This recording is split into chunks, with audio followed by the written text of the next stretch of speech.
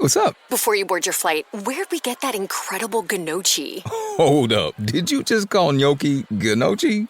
No. You're at the airport. No way you can hear me. Actually, with my new Galaxy Buds 3 Pro from Samsung, I can hear everything. Now boarding. Gotta go. I'll bring you back some gnocchi. Tune into what matters using adaptive active noise cancellation with Galaxy AI. Get Buds 3 Pro now at Samsung.com. Galaxy AI features require compatible Samsung Galaxy phone and initial setup via Samsung Wear app. My dad works in B2B marketing. He came by my school for career day and said he was a big ROAS man. Then he told everyone how much he loved calculating his return on ad spend. My friends still laugh at me to this day. Not everyone gets B2B, but with LinkedIn, you'll be able to reach people who do. Get a $100 credit on your next ad campaign. Go to linkedin.com/results to claim your credit. That's linkedin.com/results. Terms and conditions apply. LinkedIn, the place to be, to be. This is a Rogue Media Network podcast.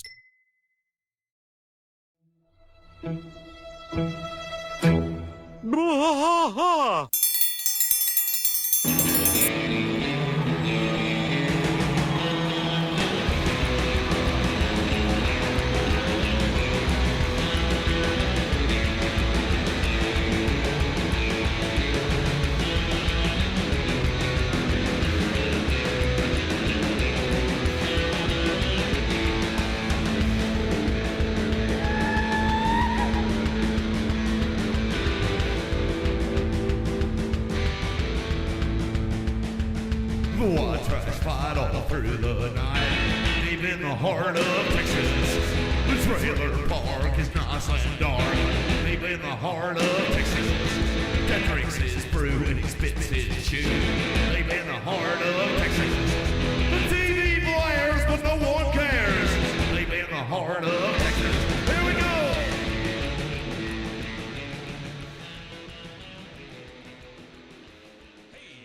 Welcome to King of the Hill podcast. I'm Mike. I am Rusty. Rusty, it's Friday. It is Friday. This is Friday the not 13th. We just had a Friday the 13th. Be Friday the 20th. Yeah, 20th. Do you do anything special for Friday the 13th? Are you superstitious in any way? I'm not superstitious anyway, but I like spooky stuff. I'm wearing You got the ghost shirt. I got the ghost shirt. I like the spooky element of the day. Yeah, I like to watch a little spooky movie or something, you know. Friday the 13th, the 1980s. Anytime somebody says superstitious, I always think back to The Office. Okay. When Michael said, "I'm not superstitious, I'm just a little stitious." Well, which I think is pretty damn funny. You might like this, you might not like this. What? As a fan of The Office, I like it. They're rebooting it? They're doing it in Australia. Well, they're doing it in Australia, and then they're rebooting it here in the same universe, but it's a small family-run newspaper that's slowly going out of business. I like that. Yeah, I like it too. Except for Michael Scott in this new Australian version is a woman. Is going to be played by a woman with obviously not the name Michael Scott. Yeah. I wonder if they're going to do Michelle Scott. Yeah, Michelle Scott. I don't know what it is. As long I know that the British one, the very first episode, matched up almost verbatim. Yeah. So I hope that they do that with the Australian one. They can go off on whatever tangent they want, but I hope that very first episode is identical to the other I would two. absolutely watch the cool. Australian one. I'm going to. Australians put out some good content, honestly. There's some good horror movies that they made. I don't know about that. I don't know about all that. No, they made some great horror movies. There's some good stuff where they're like I know they play left out in the wicked desert. didgeridoo. Yeah, I don't know anything about that. Okay, so of course my wife is asking me about Sunday Ticket. Hang on one second here. I got to tell her I'm recording. Not yet. Recording now. She is out of town with one of the kids. All right, so this is a Friday. Get a little weird on this one. We're going to do some fan fiction. You guys asked for it. This is fanfiction.net. This one is called ARLEN Nights. So it could get a little sultry. Watch out. ARLEN has really gone downhill, said Hank as he laid down on top of the dead bug of Dale's van. What? How do you lay on that bug? Conservative values don't matter. All that matters is debauchery. That does not sound like Hank. Now, this sounds even crazier. I'm going to read this next line. Yeah, please. Yeah, well, whatever, Hank. Just get back in the damn van so that I can get to the club. I've got 9 crates of ecstasy to feed to these angsty club kids, said Dale from inside the van, dressed in his best pair of neon purple vinyl pants and banana yellow tube top. A tube top? Yeah. Hank looked up once more at the Texan sky as the sun began to set, and he let out a great sigh before climbing down and getting it in the van. That is not at all these guys.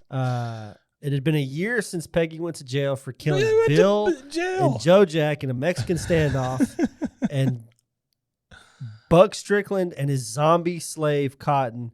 I thought it was funny. He's a slave and his name's Cotton. Had only now gotten around to cleaning the blood off the western wall right next to the entrance. God dang it. Hank leapt out of the car as soon as he saw the zombie form of his father and ran up to his boss. Dang it, Buck, I told you. You can't be using my dead dad as your slave. It just ain't right. Buck says, well, Hank, he doesn't complain much, and he's a hard worker. He's a hard worker because you forced John Redcorn to resurrect him through black magic with a K on it. Yeah. Dang it. John still can't close his eyes without having intense visions of an unknowable fear that grips men's hearts and drives the living mad. Poor bastard's been up for weeks. Boy, shouted the shambling corpse of Cotton Hill. Yes, Dad, I know you want to eat the flesh of virgins, but you're going to have to settle for a meatloaf TV dinner tonight. Boy, oh my God, said the corpse of Cotton Hill sadly. Dale, put Dad in the car, would you? The skimpily dressed pale man rushed over and walked Zombie Cotton, I like that. Over to the van. Zombie Cotton over to the van. Cotton is just so funny. Over to the van where he then began banging his head against the interior wall. Damn it, old top. What's wrong with you? I'm trying to maintain order, Mr. Strickland. So Strickland says, maintaining order, honestly, do you know how stupid that sounds? Since Heimlich County became a sovereign nation, anarchy is what rules these mean streets. It's like that old saying, what happened to the good old-fashioned values on which we used to rely? That's Family Guy. Uh-huh. And he said, well, I'm sorry, old top, but the only thing we can rely on is the money of Sugarfoots and the life-giving power of my propane. Hank let out another perturbed sigh. Dale ran away from the back entrance of Sugarfoots. I didn't know we were at Sugarfoots. Yeah, I didn't either. Hank. Go ahead. You're good. Hank, Buck, help. I ran afoul of a mean butch girl with a knife. She's out for blood, Hank. Ball! Shouted Hank angrily at his pale, mostly naked friend before running off to deal with a butch girl with a knife. That's insane. The butch girl with the knife turned out to be the zombified form of Luann's ex, Buckley. So the butch girl ended up being Buckley. Butch girl is Buckley. That's crazy. Hey, said the Buckley zombie as he lunged at Hank with his massive bone dagger, earning him a smack across the mouth that sent him to the ground. The dullard bastard whore wasn't going to get up. The drive home was just as unbearable as the ride to Sugarfoots. Dale was in the driver's seat smoking the longest damn cigarette that Hank had ever seen. Meanwhile, the radio was blasting some ungodly medley that sounded like a fat man was hitting a trash can with a war axe.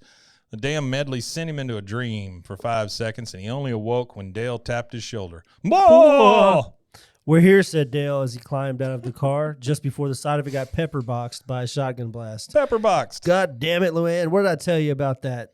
To only shoot at strangers, Uncle Hank, said Luann. Unky Hank, as Luann, as she climbed down from her tree fortress of pain and misery. No, damn it, not shoot at all. Now help me get my dad out of the back of the van. Sorry, Uncle Hank, but my girlfriend's biker gang needs me at the Tribune. What? For God's sake. All right, fine. Hank trudged back to the house after putting a dog leash on his zombie dad and leading him to his cotton house, which was repurposed plastic shed that he forced his zombie dad into to protect him from the elements. As he entered the garage, he hears the queerest sound coming from the backyard. Going to the back, he discovered Connie Susanusenphone standing at the top of a lifeguard's tower dressed in a furry black cape, at the top of which was a collar of fur and feathers, whilst wearing a painfully white suit, while below at the base of the tower, Bobby and Joseph were digging a massive hole to bury the body of Alabaster Jones. Oh my God, my lawn, Bobby. What in the hell are you doing? Hey, Dad, sorry, but Pimp Master Connie says that we have to dig the hole Connie, or she'll kill us both. Yeah, so you best back off, Mr. Hill, before you see something you regret, said Connie. Connie, you best get your ass down before I kick it, said Hank. You force my hand, Joseph. Demonstrate for Hank. Joseph dropped his shovel, and he seemed to lose all traces of personality. Did he have one? Yeah. As he ripped off his own shirt and clambered out of the hole. Hole is spelled W-H-O-L-E, by the way. Yeah, it's wrong. Like some sort of Faction fit. deranged spider creature.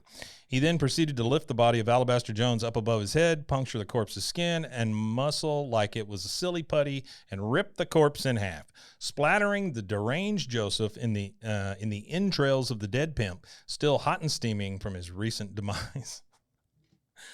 Oh, my God! Hank couldn't help but stare at his best friend's son as he tossed the bisected body into the hole with his son. When Connie. That's right, old man. That's why you don't fuck with Rainy Street 3.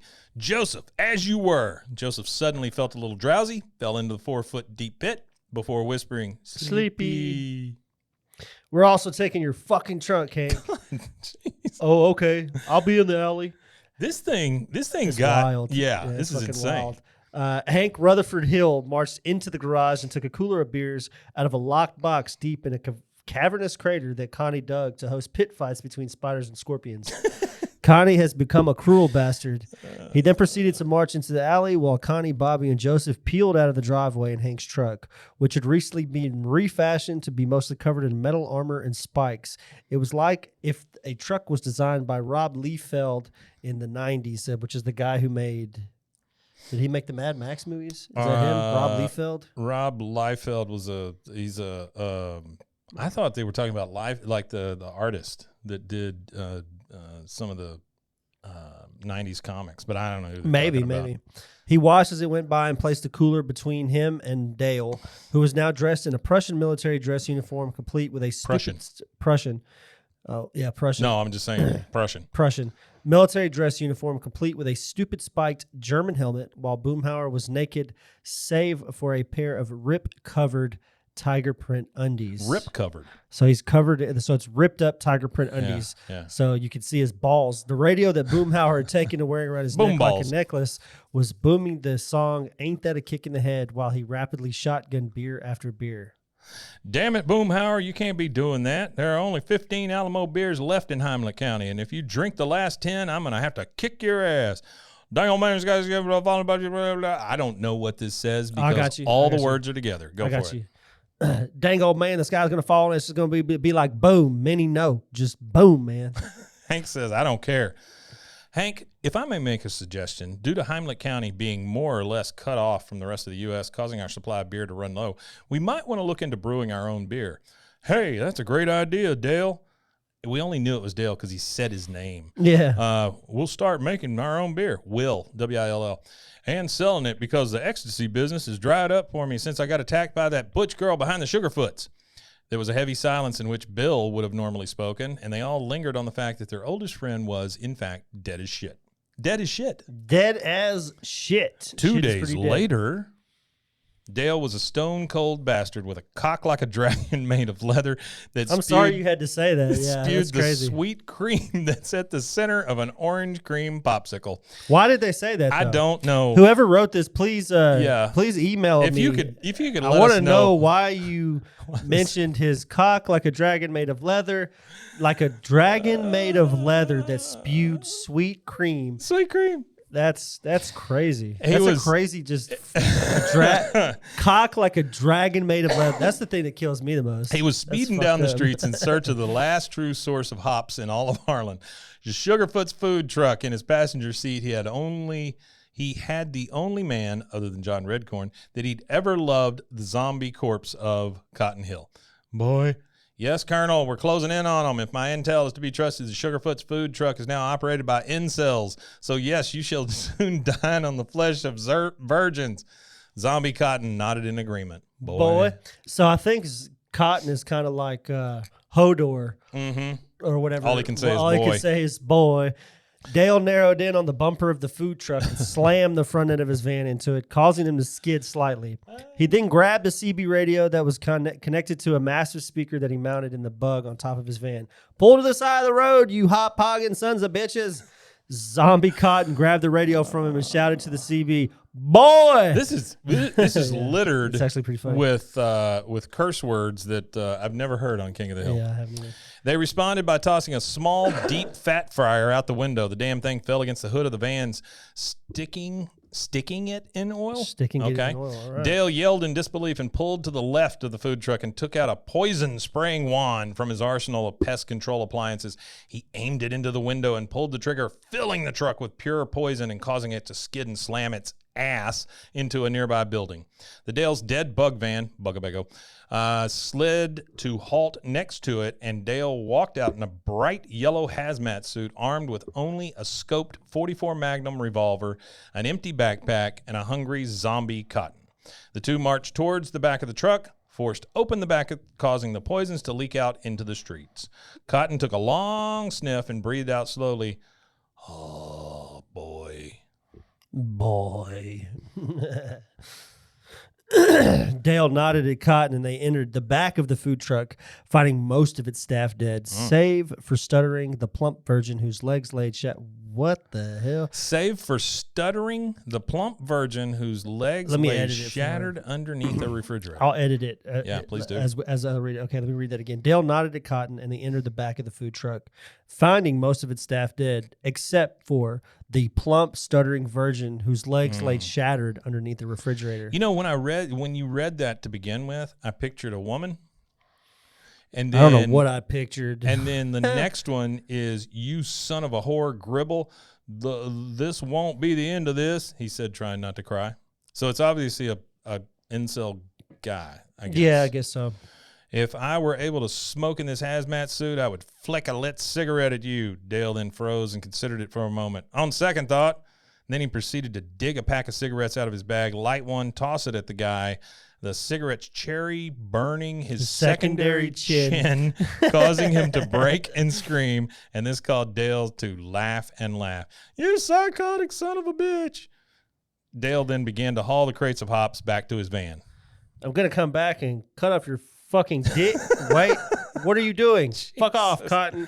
Zombie Cotton then began to tear into his chest and feast upon his flesh and organs, while he screamed and screamed and screamed. Within moments, the zombie that is Cotton Hill burrowed his way into the chest cavity of the tubby incel. Dale had to pick his blood-covered his ass up an hour later. That's fun. It just sounds like a redneck saying, Dale had to pick his blood-covered ass up an hour later. All right, and that's where we're going to stop on this one. I think we've had enough. Yeah, we've had enough at this point. One. There is a second chapter, though, if you do want to go read that, guys. I will read that second chapter. You can go read that second chapter. Let's all do that silently and in prayer. Because that's rough. That is rough stuff.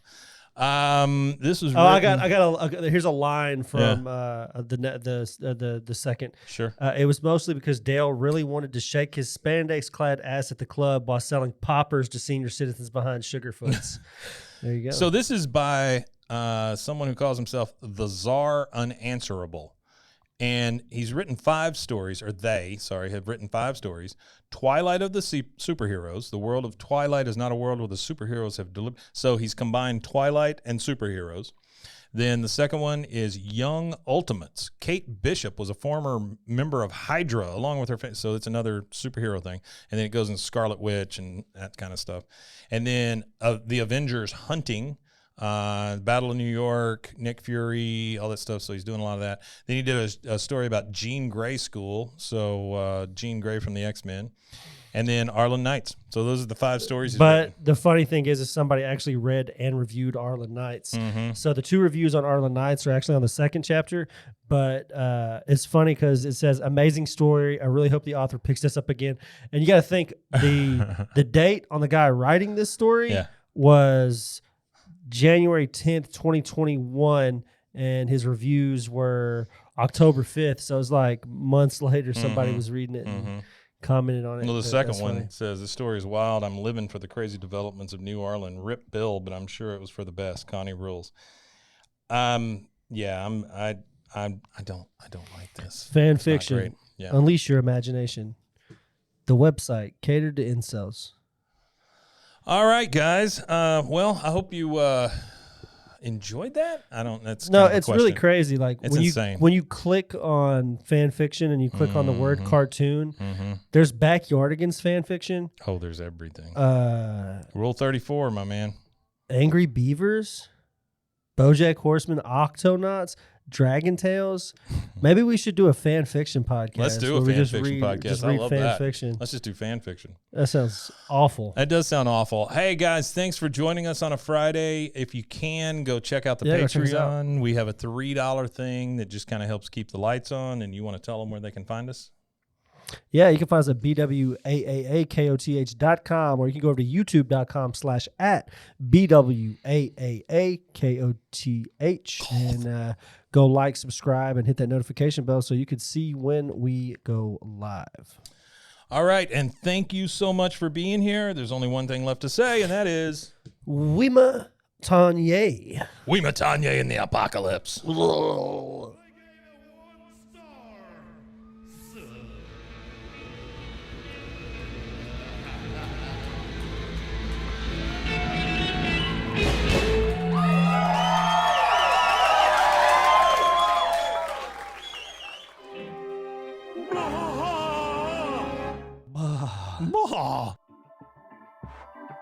This has been a Rogue Media Network production.